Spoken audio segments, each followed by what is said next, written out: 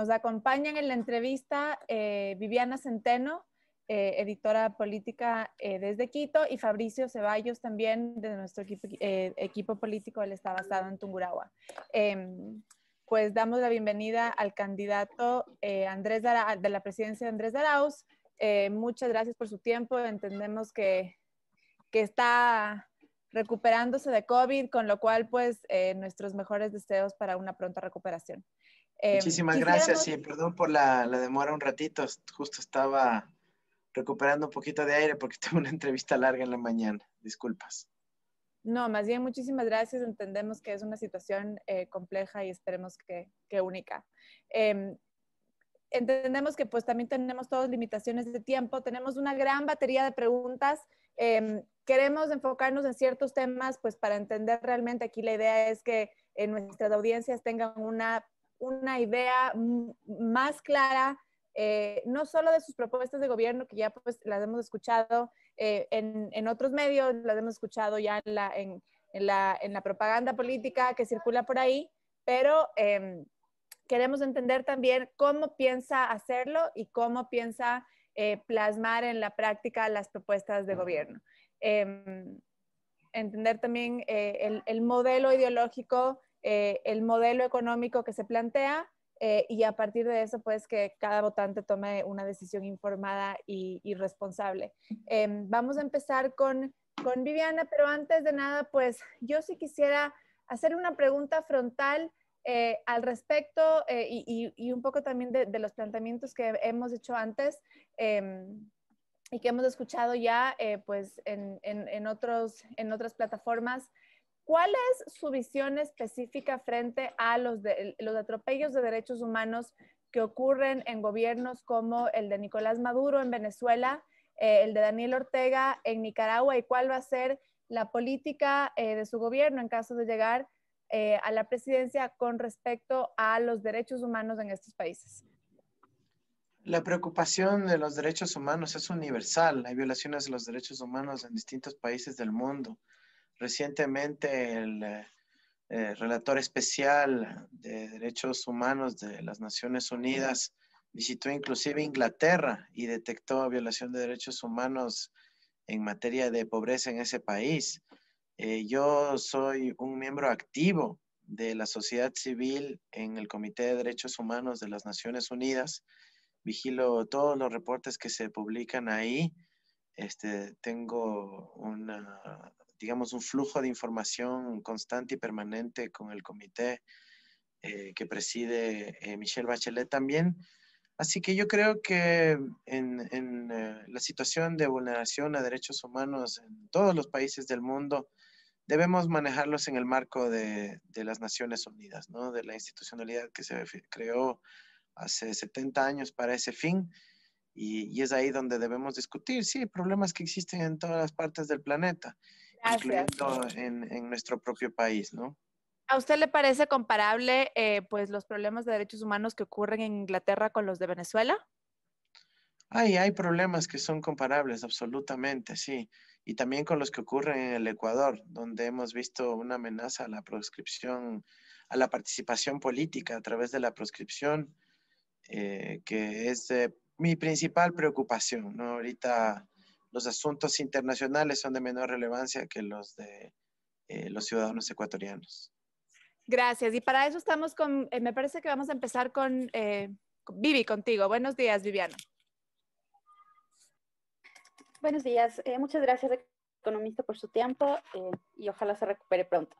Las primeras preguntas que yo le tengo es, primero, ¿cómo se define usted como candidato? Yo me defino con 3 palabras bastante sencillas: patriota, demócrata y progresista. Es la aspiración que tenemos para servir al Ecuador. Primero, poner los intereses de nuestro pueblo, de nuestro país en primer lugar. Segundo, garantizar que se respeten las reglas democráticas, tanto de las mayorías como de las minorías. Y tercero, los valores que permiten el avance de la sociedad hacia condiciones más equitativas, con oportunidades y justicia para todos y todas. No le escucho, perdón, Viviana. ¿Por qué decidió postularse a la presidencia luego de haber pasado ya por algunas carteras de Estado en el gobierno del señor Correa? ¿Y por qué ahora tomar la posta y aspirar a la presidencia usted? Mira, el pueblo ecuatoriano está pasando por una crisis enorme y este es un desafío muy importante. Yo quiero poner mi formación, mi experiencia en el servicio público, mis capacidades y todo ese bagaje de conocimientos que he adquirido a lo largo del tiempo al servicio del pueblo ecuatoriano para poder enfrentar la crisis que estamos viviendo. Yo creo que estoy en plena capacidad de poder resolver esa situación lo más pronto posible y por eso he decidido asumir este desafío histórico. En base a eso, ¿cuáles serían las tres principales propuestas de su campaña en un breve resumen? Porque luego vamos a desarrollarlas más adelante ya puntualmente en cada uno de los aspectos. Trabajo, futuro y dignidad. En el eje de trabajo, la recuperación económica, el poder paliar los efectos de la crisis económica que han sentido las familias ecuatorianas en el corto plazo, es nuestra principal prioridad. Luego un despliegue de un plan de trabajo digno que generará 800,000 fuentes de empleo mediante obra, crédito, inversión y reincorporación de los mejores talentos también al Estado, junto con un estímulo al consumo de las familias ecuatorianas, que ya lo abordaremos. Segundo, futuro. Básicamente ahí estamos hablando de educación, de conectividad y de ambiente. En futuro estamos hablando de invertir desde el desarrollo infantil, desde la primera infancia, desde los 2 años de edad, donde tenemos una brecha aproximada de 20,000 educadoras de educación inicial para que podamos tener la mejor formación en los niños más pequeños. Obviamente se implica invertir en educación básica, bachillerato, infraestructura, calidad docente, becas, etcétera. Y finalmente conectividad con el plan que hemos planteado de Todos con Internet, donde vamos a dotar de conectividad a parroquias rurales, becas de conectividad para estudiantes y el Internet como derecho humano, 1 giga al mes a cada ciudadano ecuatoriano. Y en dignidad, estamos hablando básicamente de los derechos humanos, ¿no? De dignidad en materia de salud, para eso vamos a enfatizar en la vacuna y en la salud mental, en el tema de seguridad, en donde tengamos instituciones que realmente estén al servicio de los ecuatorianos. Y tercero, de un régimen democrático que garantice la participación. Bueno, creo que hay un montón de cosas por desarrollar allí y lo vamos a hacer este momento en la parte económica y ahí va a empezar Fabricio con las preguntas y vamos a tener algunas repreguntas también. Fabricio, por favor. Señor Arauz, buenos días. Un gusto, gracias por aceptar esta entrevista. Espero que se recupere pronto. Gracias. El tema económico sin duda es fundamental ahora en el país. Ya lo ha planteado como una de las propuestas de usted. Y ahí viene una crisis real que se está viviendo. El país está quebrado, no tiene recursos. Usted ya ha manifestado que está en contra del acuerdo con el Fondo Monetario Internacional, con el préstamo que se hizo. Envió una carta a la directora del FMI. Si no es del FMI en este país quebrado, ¿cómo va a financiar su gobierno? Mira, el Ecuador tiene suficientes recursos para poder salir adelante. Estamos hablando de que el país tiene 30,000 millones de dólares depositados en el exterior, de los cuales aproximadamente 5,600 pertenecen al Estado ecuatoriano. Nosotros tenemos que poner a trabajar esos recursos en beneficio del Ecuador. El gran problema que hemos tenido con el FMI y con otros es que la plata ha ingresado y a los 5 minutos ha salido del país. Nosotros necesitamos preservar que esos dólares se queden en el Ecuador. Y mira, simplemente como un dato estadístico, 17,000 millones de dólares de fuga de capitales en los últimos años hubiesen sido más que suficientes para sostener tanto la balanza de pagos como los déficits fiscales del Ecuador. ¿Cómo evitar esa fuga de capitales?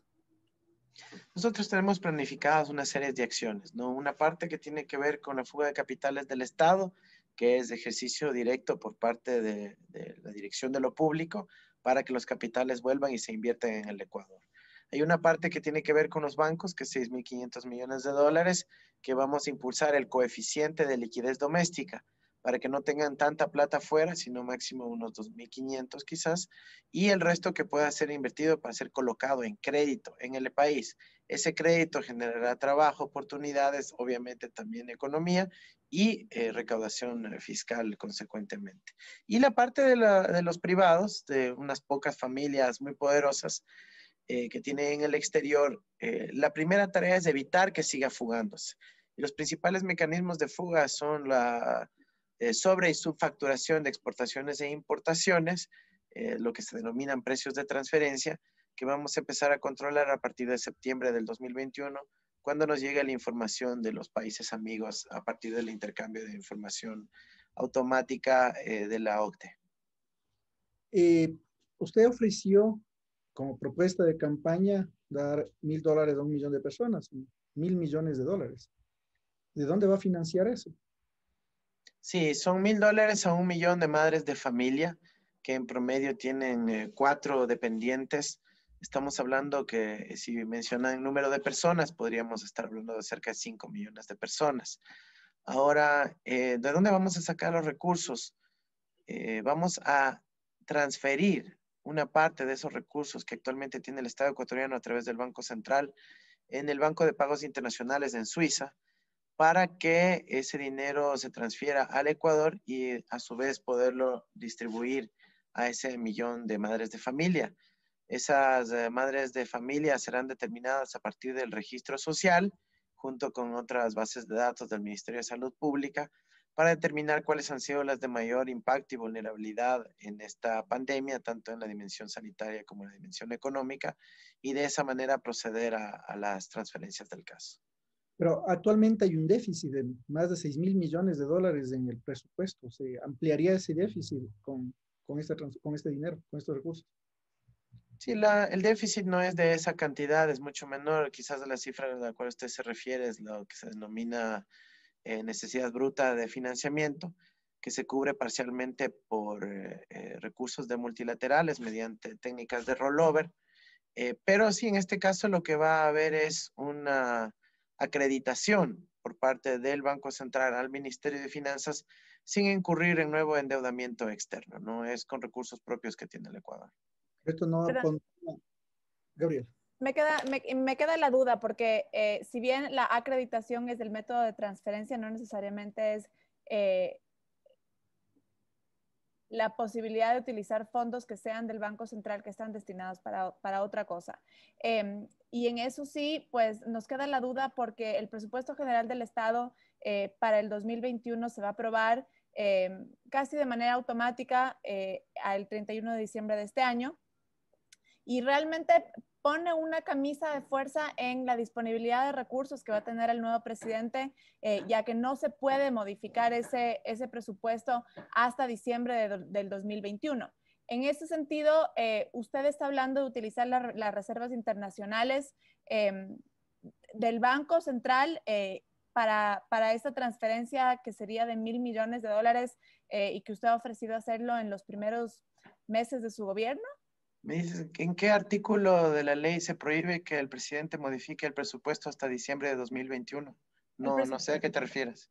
El presupuesto general del Estado está aprobado y hay cierto nivel y hay cierta discrecionalidad que se puede utilizar, pero el presidente de la República no tiene la facultad de modificar el presupuesto en la mitad del año. ¿O usted lo Claro que sí, planea hacerlo? ¿Y cuál va a ser ¿Puedes entonces? indicar cuál es el artículo que nos prohíbe modificar el presupuesto? Eso no es así. Bueno, Yo aquí no soy un tengo estudioso de las finanzas públicas, de la economía financiera, es mi área de especialización. He venido monitoreando las reformas legales y reglamentarias a las finanzas públicas en los últimos 3 años. Puedes encontrar mis escritos desde noviembre del 2017 y específicamente a la Ley de Finanzas Públicas aprobada inconstitucionalmente a mediados de este año. No hay tal restricción para modificar el presupuesto, es más, es imperativo hacerlo porque no pueden ser los mismos gastos en el 2021 que en el 2020.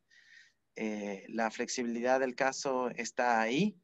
Las modificaciones se permiten tanto en el transcurso del año como al finalizar el mismo.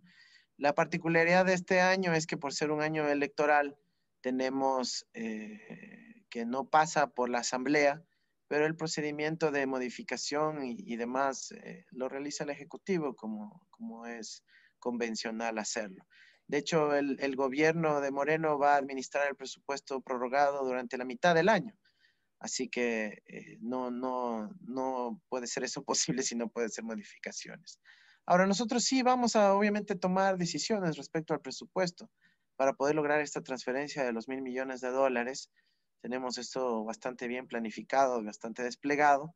El Banco Central efectivamente utilizará recursos que tiene en el exterior, no necesariamente de las reservas internacionales, porque el Banco Central tiene recursos propios también afuera, que pertenecen al Estado ecuatoriano, es patrimonio estatal, y que deben ser utilizados en este caso para invertir en el Ecuador. ¿No le parece? Siga, Fabricio, gracias. Pero, sin embargo, ¿no le parece una medida populista al final? Porque sí, se va a inyectar recursos, va a haber circulante, va a haber una leve mejoría de la economía, pero en el fondo se sigue teniendo, no se sigue atacando el problema de fondo que ya lo plantea usted mismo, que es la generación de empleo y el fortalecimiento de lo privado. Sigue siendo el Estado el padre que quiere salvar a la gente. Gracias. Sí, ahorita eso es lo que hay que hacer, hay que salvar a la gente.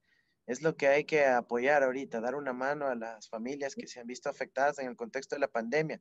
Disculpa, Fabricio, no estamos hablando de una situación regular, normal, en donde se puede criticar tal vez alguna transferencia. Estamos hablando de una crisis más grande de los últimos 100 años en el Ecuador, con una contracción de la economía de cerca del 10%. Tenemos que dar una mano a las familias, no solo por la cuestión de recuperación macroeconómica, que indudablemente es importante, sino porque estamos hablando de una vulnerabilidad que se ha generado en el seno de las familias. Según UNICEF, 1 de cada 4 familias no puede cubrir sus necesidades alimentarias. El tema de las transferencias y el monto de las mismas viene sugerido por el Sistema de Naciones Unidas, el secretario general de la ONU, la directora de la CEPAL, la Conferencia de Naciones Unidas para el Comercio y Desarrollo. Es decir, no estamos aplicando nada que no se ha aplicado como buena práctica internacional, sino que en este gobierno no se lo ha hecho y no se le ha hecho ni en la escala, ni en la magnitud, ni en la cobertura requerida. Vamos a utilizar los registros de los datos del registro social, que por cierto se viene focalizando con apoyo del Banco Mundial, para poder llegar a las madres de familia, no a unos holgazanes como algunos quieren proponer, a madres de familia que tienen que alimentar a sus hijos. Pero este gobierno ya lo hizo, ¿no? Ya entregó unos recursos extras justo para combatir los problemas del COVID. ¿Tienes el dato de a cuántos transfirieron? Porque yo sí lo tengo. Fueron apenas 26,000 personas. Pero la pregunta es, al final, estos $1.000 sí va a durar 3 meses, 4 meses, y de ahí. No, efectivamente, mira, en macroeconomía esto se denomina un big push, un aumento en el nivel de consumo generalizado de la sociedad que luego tiene un efecto multiplicador en el tiempo. Obviamente eso es insuficiente para todo el daño que se ha causado. Las ventas en la economía nacional se han reducido cerca de $20,000 millones. Nosotros tenemos que impulsar mucho más. Por eso planteamos el contexto completo. Obra pública, $3,000 millones en convenios con los gobiernos autónomos descentralizados para que empiecen a hacer obra en la comunidad, en los barrios, en los cantones.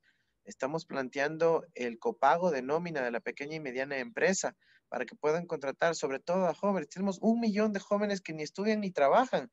Eso va a significar una generación perdida. Tenemos que resolver eso a la vena y no, digamos, generando monitos emprendedores, en palabras de Moreno, sino en trabajo digno, con estabilidad, con condiciones laborales justas. Vamos a impulsar también el crédito productivo para la economía popular y solidaria, para el agricultor, para los emprendedores, principalmente a través del sistema cooperativo de ahorro y crédito. Antes de pasar, Andrés, en el tema de copago para el sector público, sobre todo para el emprendimiento joven o el trabajo joven, ¿cómo se piensa financiar? Si ya vamos a tener El estos sector 1.000 privado, millones Viviana, para las madres mencionaste de el sector familia, público. Sí. el sector privado, ¿cómo lo vamos a financiar? Mira, de la misma manera como estamos proponiendo el financiamiento de lo demás, el Estado ecuatoriano ahorita tiene pongámosle un apodo, unos ahorros en ese banco suizo. Esos ahorros es el momento exacto para utilizarlos ahora, porque estamos en una crisis de escala planetaria y hay que utilizar los recursos para poder paliar los efectos. Porque en teoría los ahorros hay que usarlos para momentos de emergencia. Este es el momento para utilizarlos. Entonces sí, parte de los recursos que están en el exterior van a servir para impulsar la actividad económica doméstica, por ejemplo, los $1.000 millones, perdón, sí, los $1.000 millones, los $1.000 para 1 millón de familias. Ahora, el resto de los recursos los vamos a obtener a partir de reformas importantes, principalmente cerrar la evasión tributaria, que la estimamos en aproximadamente 2 puntos del PIB, un poquito más, 2 puntos del PIB que tenemos que cerrar. Hemos visto un gobierno que ha perdonado impuestos, que ha establecido suficientes huecos en el código tributario para que la gente pueda evadir, para que mediante precios de transferencia no cumpla sus obligaciones ni arancelarias, ni su obligación de internar divisas en el país. Así que mediante ese mecanismo vamos a poder cubrir, por ejemplo, esta necesidad para poder financiar el copago, que no será permanente, que estimamos que dure aproximadamente 2 años máximo en función de la coyuntura y la situación macroeconómica de nuestro país. Señor Arauz, y para finalizar esta parte, ¿no se va a endeudar? Hay endeudamiento que es necesario, por ejemplo, los rollovers con organismos multilaterales de créditos, por ejemplo, los rollovers con algunos socios comerciales que ya tienen una línea de crédito abierta para el país. Nosotros, esa es parte de la administración de la tesorería de los recursos públicos, será parte de la estrategia convencional.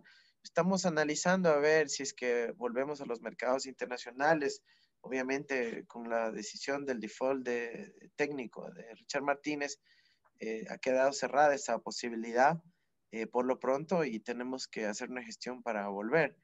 En todo caso, nuestra prioridad no es el endeudamiento, es el utilizar los recursos propios que tiene el Ecuador, pero sobre todo con la prioridad adecuada, ¿no? Que es destinarlos a las familias ecuatorianas, a la recuperación del trabajo, el empleo y el crecimiento económico y no demandarlo fuera del país. Usted de entrada diría, no va a haber más deuda. Andrés, solo una puntualización.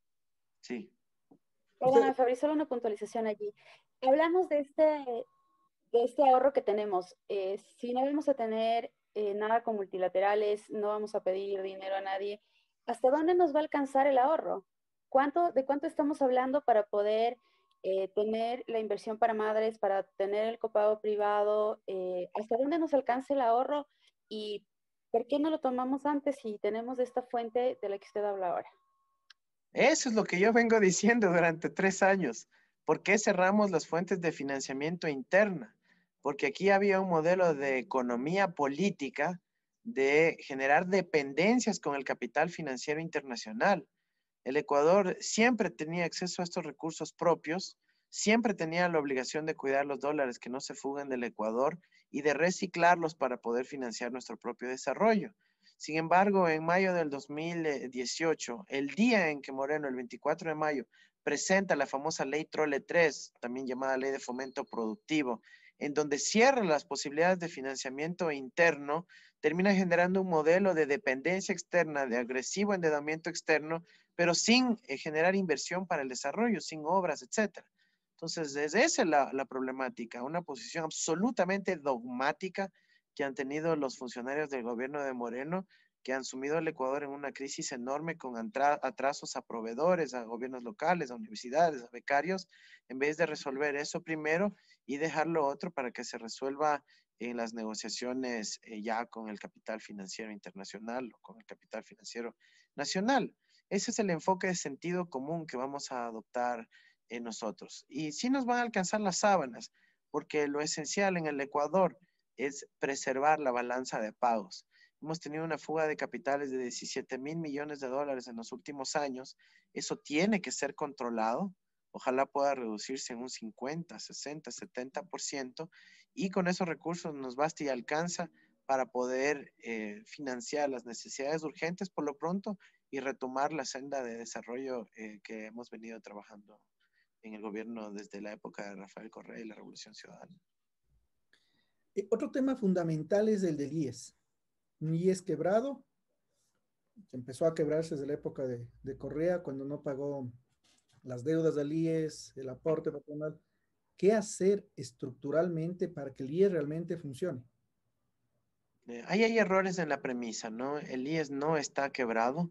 No sé de dónde saca esa definición. No Eh, pueden, perdón, señora, si no pueden atender a todos los, si no pueden atender de manera eficiente, si no pueden atender a todas las personas, si no hay insumos médicos, si no hay espacios, no solo por el COVID, es un problema que se querrea por décadas, es un IES quebrado. no concuerdo con esa definición, ¿no? O La solo quiebra es un término financiero, inclusive legal. Me parece, digamos, bastante avesado usar ese término, pero bueno, si es que estamos hablando en términos actuariales, el principal problema de la seguridad social es la falta de aportes, ¿no? Porque las jubilaciones de las obligaciones de pago de pensiones están ahí. El principal problema es la falta de aportes. Un sistema de seguridad social aquí y en cualquier parte del mundo se sostiene sobre lo que se denomina la pirámide poblacional. Gente joven que aporte para poder pagar las pensiones de los mayores, de los jubilados, de los viejitos. ¿Qué pasa? Que en el Ecuador tenemos 1 millón de jóvenes en edad de trabajar que no están aportando, por falta de relación laboral formal, por falta de relación de dependencia. Entonces, nuestro principal reto para recuperar la solvencia estructural del IES es poner a los jóvenes a trabajar, pero con trabajos dignos, con afiliación a la seguridad social. Y ese es el reto que estamos asumiendo de frente. Eso se relaciona con la iniciativa de copago para que la juventud pueda ser incorporada al ámbito laboral privado. Eso es de lo que está también detrás de nuestra propuesta. Ahora, sobre el pago de las deudas a la seguridad social, no fue una decisión meramente administrativa. Para empezar, en el 2008, el gobierno de Rafael Correa fue el primero y el único en haber cubierto 888 millones de dólares de deuda con el IES, que estaba acumulada durante los últimos 23 años en ese entonces. Luego hubo una decisión legal de que no era necesario el aporte o el subsidio del 40% del pago de las pensiones, sino que iba a ser de hasta el 100% si es que la liquidez del Seguro Social así lo requería. Ahora, la Corte Constitucional en el año 2017, si no me equivoco, da de baja esa decisión y reinstaura la obligación de pagar el subsidio por las pensiones jubilares, con lo cual pues el Estado tiene que cubrirlas. Es este gobierno tristemente quien no los ha venido pagando. ¿Y qué hacer en el IES para que funcione? Insisto, el No solo, problema estructural del Seguro Social es el problema demográfico, donde necesitamos incorporar a cerca de 1 millón de personas jóvenes. Básicamente estamos hablando de 18, 35, 37 años para que puedan trabajar en relación de dependencia y realizar sus aportes. Con eso se les soluciona estructuralmente y actuarialmente el problema de la seguridad social. con 1 millón de empleos solucionamos la vida. ¿Cuándo o en qué tiempo? Porque si necesitamos 1 millón de jóvenes, 1 millón de empleos nuevos, que no están. ¿En qué tiempo No usted? vamos a poder cumplir el millón porque es una cifra bastante grande, pero de los cálculos y las propuestas que hemos lanzado vamos a poder lograr 800,000 fuentes de trabajo digno, insisto, no cualquier trabajo informal o subempleo, sino trabajo digno con afiliación a la seguridad social en el marco de 3 años, los primeros 3 años de nuestro gobierno. Otro tema fundamental y que usted ya hablaba del tema de la minería. La minería es real, el petróleo se acaba, el petróleo está prepagado ya, prevendido, perdón. Parece que la minería inversa no funciona, o al menos no va a funcionar al corto plazo. ¿Qué piensa frente a este tema? En su gobierno, se va a potenciar el desarrollo de la minería como se ha hecho en este gobierno y que empezó con el gobierno de Correa? A ver, el desarrollo del potencial minero en el Ecuador es mediano. No se compara con las escalas ni de Perú ni de Chile, ¿no? El potencial minero del Ecuador es mediano desde esa perspectiva. Es un sector importante, pero requiere toda una política pública más profunda. Lo que yo propongo es lo que se denomina la apropiación científica, tecnológica, industrial y ecológica de los recursos naturales del Ecuador.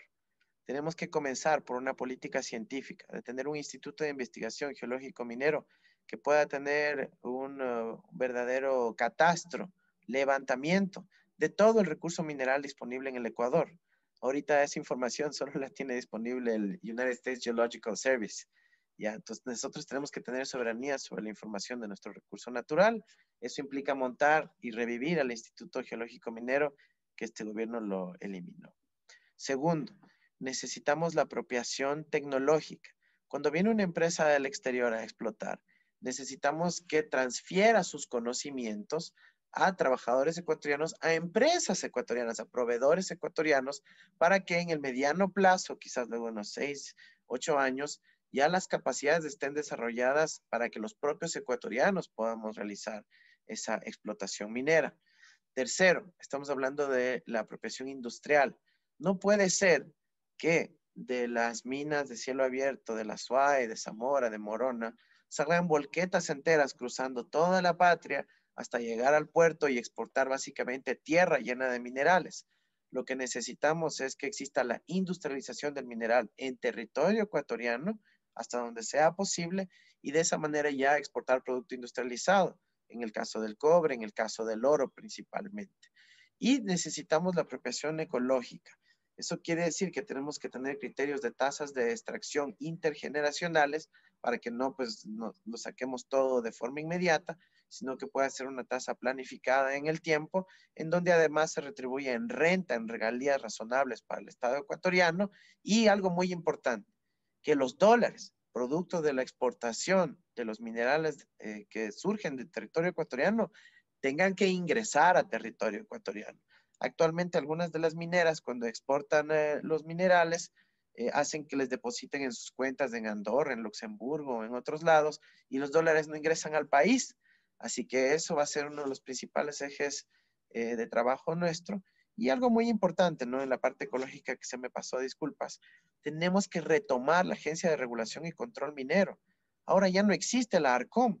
Entonces, las mismas mineras no tienen quien les supervise, quien les regule, quien les controle, a quien remitir la información. Entonces, es un caos, un libertinaje total y necesitamos que vuelva la Agencia de Regulación y Control Minero para que ponga orden en el sector y se eviten los daños tanto ambientales a las comunidades como en el proceso mismo económico.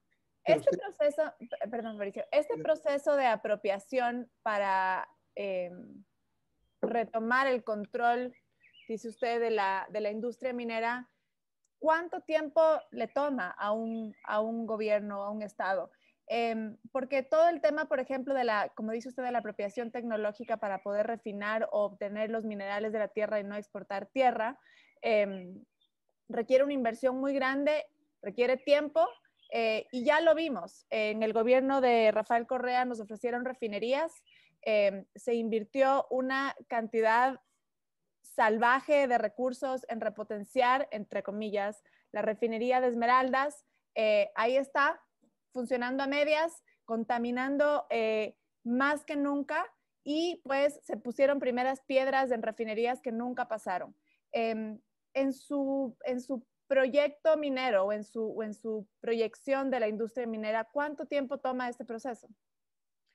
Gabriela, los procesos de industrialización toman mucho tiempo porque son procesos de desarrollo que necesita un país. Creo que todos estamos de acuerdo en la importancia de industrializarnos y para eso se necesitan políticas sostenidas. Mira, Corea del Sur se demoró 20, 25 de años y es uno de los procesos más acelerados. Igual otros países asiáticos. El Ecuador va a entrar en este proceso de industrialización de forma tardía y se necesita sostener y generar certidumbre para que tanto la inversión pública como la inversión privada puedan establecer una previsibilidad sobre su actuación, su inversión, sobre su participación en el ámbito económico, al menos en unos 10, 12 años. En el caso de la industrialización del petróleo en el Ecuador y de transferencia de tecnología, vimos que cuando, por ejemplo, llegó la Texaco al país, durante casi una década operó a solas, pero fue capacitando a operarios y a trabajadores, en ese caso de CEPE, de la Corporación Estatal de Petróleos Ecuatorianos, y finalmente luego de más de una década de operar de forma conjunta, terminó asumiendo CEPE, que ahora es Petroecuador, las operaciones. Entonces, sí, son procesos de largo plazo, pero hay que iniciarlos en algún punto. Y eso se logra negociando adecuadamente los contratos de explotación minera, el marco legal adecuado, para que existan esta calendarización, estos cronogramas de transferencia de tecnología, de metas de industrialización, de valor agregado, etcétera. Así es como se hace el desarrollo, no se hace con recetas mágicas, sino con políticas públicas sostenidas, técnicamente diseñadas, con previsibilidad de largo plazo. Hay cosas que se pueden avanzar mucho más rápidamente, como el restablecimiento de la ARCOM.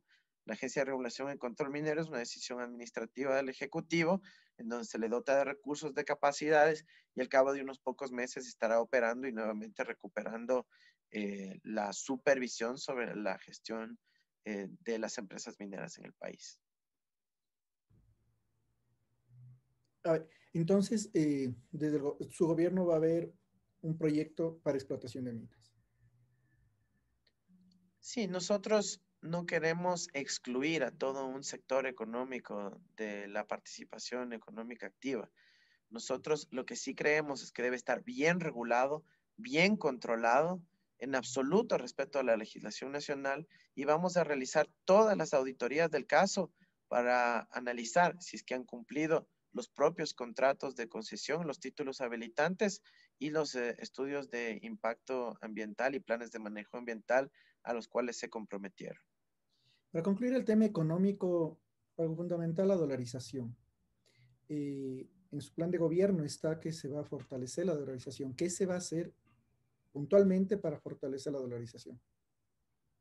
Mira, la dolarización se fortalece con dólares. Nosotros vamos a impulsar que los dólares que se encuentran en el exterior retornen al país, empezando por los del Estado, luego por los de la banca y terminando por los del ámbito privado, básicamente concentrado en unos pocos grupos económicos, para que haya mayor oferta de circulante en la economía nacional. Ese circulante luego tiene que apalancar crédito productivo fundamentalmente para que exista mayor oferta de dinero en el país y la dolarización se fortalezca. Es así como vamos a hacer, tomando en cuenta las variables económicas, tomando en cuenta las variables como la velocidad de circulación del dinero, y es para que cada dólar que exista en el país dé la vuelta más rápidamente y pueda generar mayor actividad económica. Muchas gracias. Vamos, Vivi, vamos a trabajar. Gabriela, perdón. Gracias. Todavía en términos económicos, he visto escritos y he leído a profundidad en ciertos blogs donde usted participa la aplicación de una, en teoría, teoría moderna, teoría monetaria moderna, la MMT. Y también le he escuchado hablar a usted sobre la buena y la mala desdolarización. En ese sentido, ¿existe una preocupación real dentro de varios sectores económicos en el país sobre la posibilidad de que su gobierno inyecte o intente inyectar liquidez en la economía de manera, se la podría decir artificial, por ejemplo, haciendo transferencias de recursos utilizando moneda electrónica generada por el Estado, pues que es lo que se intentó hacer en Venezuela, y ya que la aplicación de la MMT realmente, al no tener la potestad de imprimir moneda, pues un poco que es casi que inaplicable en el estado ecuatoriano. ¿Cuál es su visión sobre estas herramientas de inyectar liquidez con estos mecanismos en el Ecuador? Nosotros no vamos a hacer eso, vamos a fortalecer la dolarización, y donde vamos a utilizar la tecnología es para impulsar la velocidad de circulación del dinero a través de medios de pagos electrónicos. Pero no tienen un proyecto, un plan o han considerado la posibilidad de una emisión de moneda electrónica generada en el país. Nosotros vamos a seguir impulsando los medios de pago electrónicos como ya lo vivimos en la Revolución Ciudadana, ¿no? Le entiendo, pero no me está respondiendo la pregunta. ¿Cuál es la pregunta? Sobre la emisión de liquidez, la inyección de liquidez a través de El moneda Ecuador electrónica. está prohibido de emitir moneda que no sea la moneda fraccionaria. La Nosotros lo que electrónica vamos a no. impulsar. Sí, el Ecuador actualmente está prohibido de emitir dinero electrónico. Es de la ley de diciembre del 2017 aprobada por Moreno. Ok, pero las leyes son modificables, como lo hemos visto con anterioridad. Incluso la Constitución es modificable, como lo hemos visto. En su plan de gobierno existe una propuesta de asamblea constituyente y de reforma constitucional dice, por ejemplo, para volver a ciertos o a volver a aplicar ciertas premisas o principios de la Constitución del 2008 que fueron eliminados o modificados poco a poco durante este gobierno. Con lo cual, creo que concordamos en el hecho de que el hecho de que la ley diga algo en el Ecuador o que la Constitución diga algo, pues no es una camisa de fuerza porque siempre se la puede modificar con los mecanismos que la misma ley otorga. Y por lo tanto, vuelvo a mi pregunta, ¿ustedes van a o consideran la aplicación de una política similar como la que le menciono de emisión de moneda electrónica a partir del Estado ecuatoriano? No. Ok, muchísimas gracias. Me parece que Vivi, vamos contigo. Sí, muchas gracias. Bueno, a mí me quedó pendiente nada más en el tema económico. Luego de todo lo que se ha hablado de la minería inversa, ¿va a seguir con su plan de minería inversa o va a quedar para una próxima oportunidad? Nosotros vamos a seguir impulsando el reciclaje, la economía circular, que existe en todos los sectores de la economía. Por ejemplo, en el ámbito agrícola, lo que puede ser un desperdicio para un agricultor, él es el insumo productivo para otro agricultor o para alguien que busca generar